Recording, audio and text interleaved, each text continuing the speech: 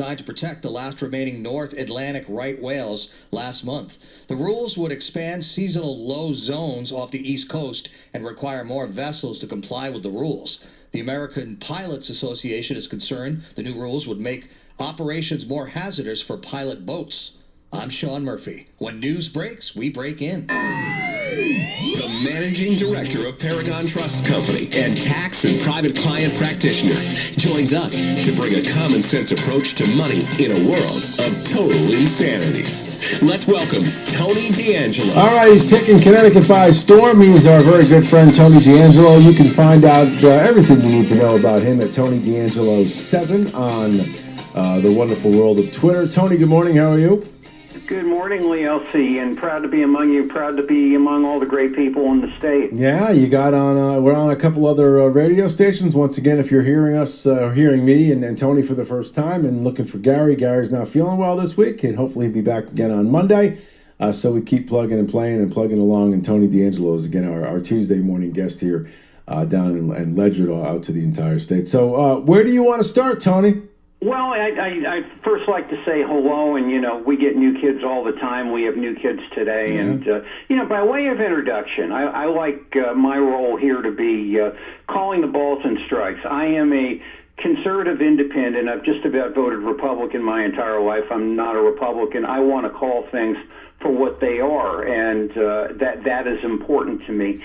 Political figures through the years have disappointed this old soul too many times.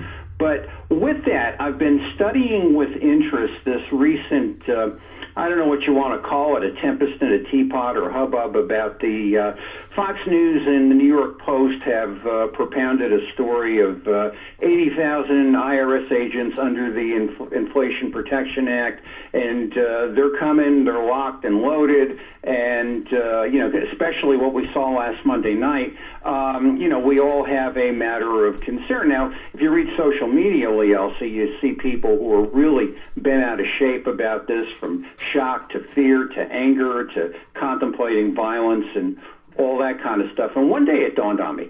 I said, what is in the actual bill? Because the thing I have learned, and I've learned this from 3 years on this show, is that, and studying for the show, don't believe the stories that you read firsthand. Do your own research, because a lot of the media is, shall we say, directed, or they are told what to say, especially in this state. But when I actually started to look at the actual act itself, and you can find this on page 37 if you're totally bored, it talks about enforcement. And the enforcement is kind of what's called omnibus. It's about a whole bunch of other things. It's infrastructure, it's clerical enforcement, but it is something known as investigative technology, digital asset monitoring, and compliance activities. Now, what got me about what Fox and the Post did was they made the connection that this is what the agents are going to be. And this is like this new thing, and we've all got to be scared. Well, maybe we got to be looking over our shoulder, but this particular type of agent whom they are speaking of is something known as a special agent. It's based out of the Criminal Investigation Division. They've been around for thousands of years, and in 40 years I've run into two, thank God, both mistakes. They came for the wrong thing. They're not technicians, but these are the people that go to the drug busts, and these are the people that go to the illegal businesses. A lot of them are, law officers, and they do have guns. They do get into dangerous situations. So the first thing I want to establish, and again, I got to call this thing down the line, even though I love the New York Post. I've been reading it ever since I was 7 years old. Even before that, my father would tuck it in his pocket coming back from working the Broadway play, and I do watch Fox News and Fox Business. They are 10,000% wrong here when they tell you this is entirely for that. But we're going to find out for what it is. That's just kind of instructive to begin with. Your ball man. So I read this something very similar to that, Tony. If you've been listening to the show, I've gone away from beating the desk on the 87,000 IRS armed agents that are coming to your house to kill you. A lot of what I read is some of these people are IT people, some of these people are this, that, and the other. So infrastructure, infrastructure and all of that. Now, to me, none of that is good because I do think it's going to end to more middle class audits, right? I mean, so I'm not waving the banner and celebrating 87,000 new employees for the IRS. But I do agree with you. I don't think it's 87,000 armed militants who are coming beating down your door, taking your money and shaking you upside down. Well, that's the operative question, Lee Elci. The question is, if that's not what it isn't, what it is, or what is it? We know it's massive funding. We know it's funding at all levels of government. It's funding just based on the numbers, which is going to be directed at, kind of meager small business people. And it's really engendered from the mind's eye of an anti-business administration, or one that likes to pick winners and losers. So where I'm focused is when the language says digital asset monitoring and compliance activities. So not the 80,000 IRS agents out of your head. That's just not going to happen. That would be like, each agent would have like 1,400 cases, and that's certainly not going to happen. You don't go into government work to have 1,400 cases. Try doing what we do here. But it's going to be a lot more technologically sensitive. It's going to be a lot more bumbling. It's going to be a lot more on the job training. Now, of course, when you get a stupid auditor, believe me, I got 2 this week, and you've got to educate them, and it's time consuming. I mean, you're in a tough spot because, your client is paying you to do it, and you can't tell the stupid government what to do. So it's the kind of thing that, what does one do? This is going to be something which is really going to be kind of coming through your computer rather than coming through your door. Get a good bookkeeper. Start doing really good records. Do your records as if somebody is going to look at it. They are going to be looking for it. It's a shame. It's terrible. It's anti-business. It's all these horrible things. But, it's don't look, don't read these articles, who they be for whoever, say this is what's going to happen. Study what's there and act accordingly. You're right. It is absolutely not good. Yeah, so you think that there are going to be more audits for just average? Oh, no doubt about it. Yeah. And the thing is, they're going to be things that'll be, easily solvable, but they're going to be there. They're non-productive. And, they're going to be, it's just another burden on small business, which this administration, I've been doing it in the state for years, right, but this administration has done nothing but burden small business ever since they've been there. So just make sure moving forward that all the T's are crossed, all the I's are dotted, take the added extra, say moment to make sure that you've done everything correctly. Absolutely, yeah. And that's really, it's not, don't be scared, but, in this case, forewarned is, forearmed. And it's, again, it's a shame, but it's not what the media is telling you. Bad enough on its face, but it's not what the media is telling you. I do think, though, that, some of the sort of peripherals of this, when people are saying, well, why not 87,000 new Border Patrol agents or 87,000 new this, that, the other? I would certainly rather have the money that's directed to the IRS directed in different directions, and unfortunately, we're not going to see that under this president. So no, you're certainly not, and it's really a shame. And someday I can go through the whole litany of what happened at the IRS, right, and how it became politicized. You think the FBI is bad, but that's that could be a 3-hour dissertation. I can give you 40 years of it. No, Let's bring that to Connecticut. Okay. And the thing is, it's no secret, we're probably sitting in the least business-friendly, most tax-oppressed, how can we get money out of our citizens' state? And I like what this, and where if you want to see some real republicanism, or if people want to be real Republicans, spoken from a conservative independent, look at what this guy, Jimmy Patronis in Florida, who's the Florida CFO, is doing for purposes, he is kind of overreacting to the hype of the IRS is doing, these horrible things and they're going to kick our doors in. He's not really correct on that part, but he's got 4 simple rules to say, this is what we're going to do in Florida. I would love to see that kind of republicanism here. I have yet to see it. One is that the state of Florida is going to require state chartered banks to generate a regular report on IRS engagement. And that at least gives the small business guy a foot in the ground. Another thing is establish a civil liability trust fund to help people defend themselves, because this isn't like legal aid. The tax court is a very difficult thing to deal with, and you need a specialist to help you. And again, this is the kind of thing that small businesses just don't have those resources. He's asking to create a license at the state level where the agents are required to register and establish criminal penalties for out-of-control agents. I don't know how much of this is going to stick, but I think somebody living in the state is saying, hey, this is somebody who's really out, for my interests. And, we've had in this state, it's always been, well, let's balance the budget. I mean, we have a 12%, overdue tax rate, interest rate with a 10% penalty. I mean, California's got 8, for crying out loud. And this has gone on and on and on for here. And I mean, fellas, ladies, this is an opportunity for you. And this is reform we really need. But, that's just a thought to pass along. I always believe that in any kind of a crisis, you got an opportunity. Here's one. Do you think, speaking to that, you made me think of something. Do you think we're heading, to a cashless society by the time me and you were... Oh, they've been pushing for that for years. But you think it's going to happen? In our lifetime, no. Yeah. But then again, I never would have imagined 2022 and 2018. Yeah, I think... It's, the rate of acceleration is... incredible.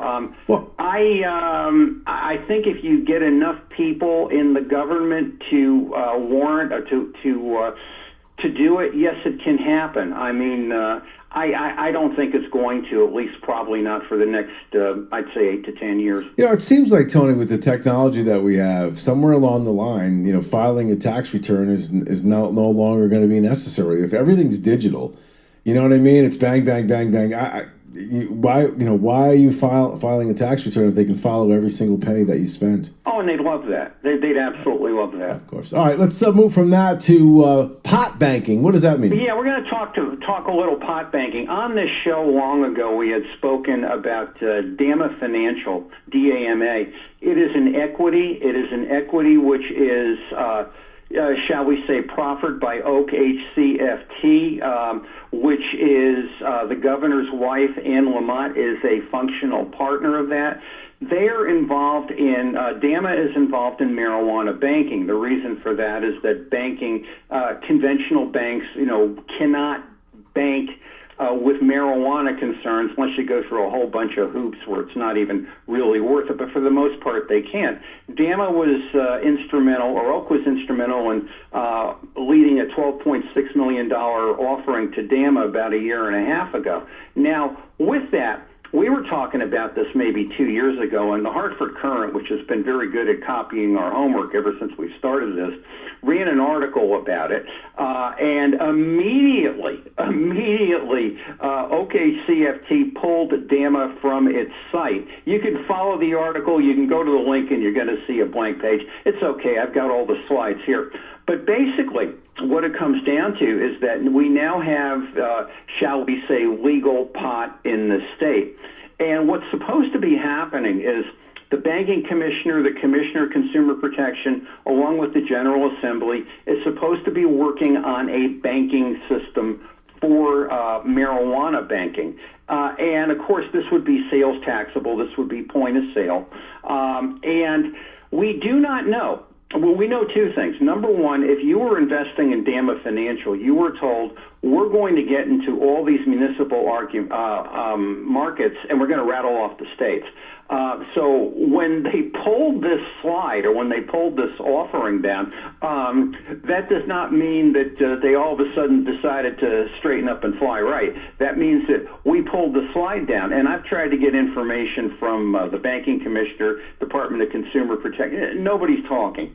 So the fact of the matter is that when you're given monopolistic access to, a hot state, somebody needs to ask the question as to who's handling the banking for legal marijuana, right, people? But I just asked it, but I'm sure no one politically is going to push on that because we don't like controversy and things like that. But, it's the kind of thing, and one thing I've learned here, Lee Elci, is that when you, just because something goes away with Ned, it doesn't mean it goes away. It just means that there's 50 other things you're looking at, and this just happens to be the one that's not getting attention. I just wanted to call that into remembrance today. So I'm curious, do you think there's going to be just a separate system for pot? And do you think that's where they want to go? I think there has to be. There has to be, because obviously a lot of this comes cash. A lot of this comes through debit card. You need a system of processing. Right. This is what DAMA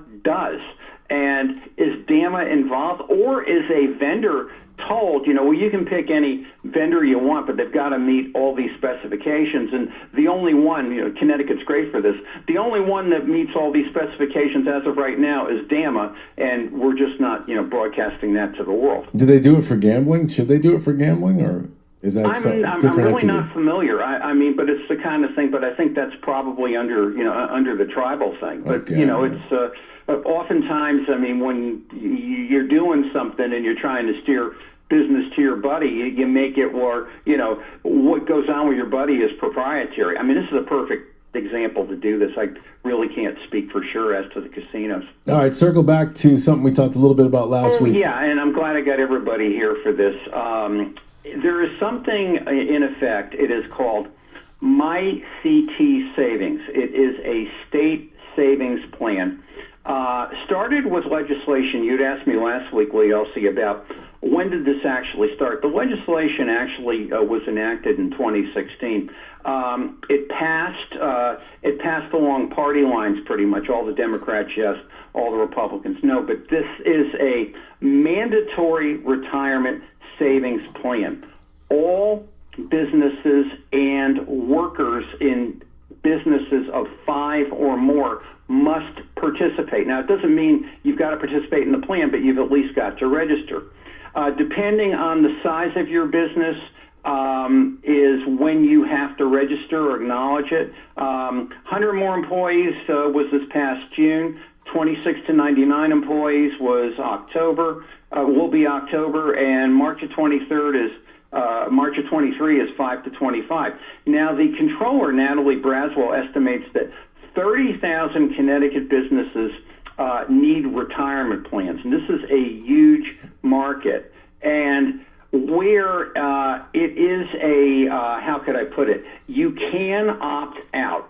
And I've, checked with your financial advisor, but I am of the belief you should opt out. I am of the belief that this sucker should, crash in the Connecticut River. But if you are in a business with a retirement plan, you need not be concerned. It does not affect you, but check with your payroll people anyway. It invests in something known as target date funds, which right now are viciously underperforming even a bad market.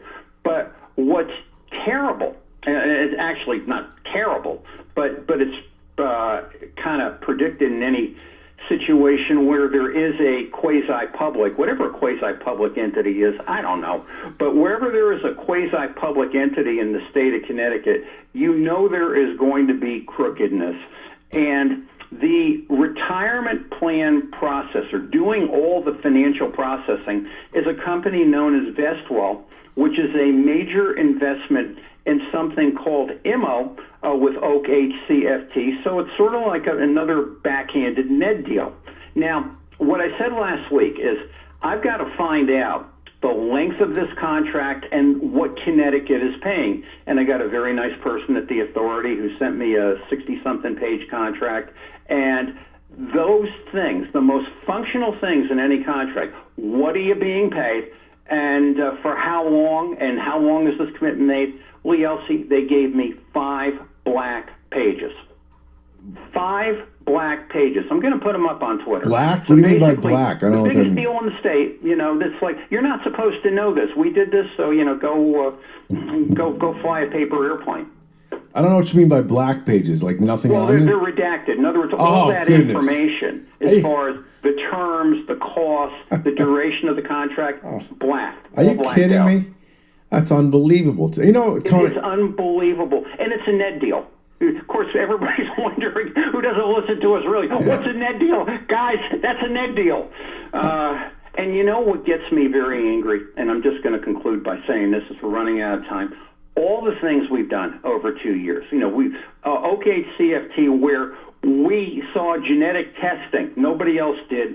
The scummy DECD deals, Advanced Connecticut, hiding McKinsey, the $72 million media contract, UConn with $50 million in the Caymans, all documented. I got documents on everything. Nobody says a word. And my last wish is, if you're running against this, if you don't like what's happening, you've got to explode these, whatever you want to call it, these hidden from view quasi-publics where it's just ripe for this kind of corruption. Just back, terrible. Yeah, I couldn't agree with you more on all of that. You know, and back to the MyCTSavings. What bothers me about these kinds of setups, same goes for the family leave situation.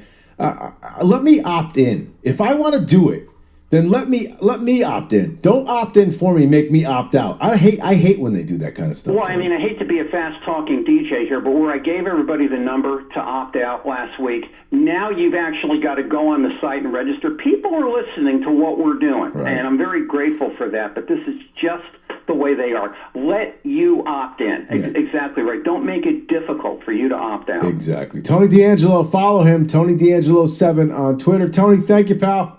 My honor. Great to be with all you guys.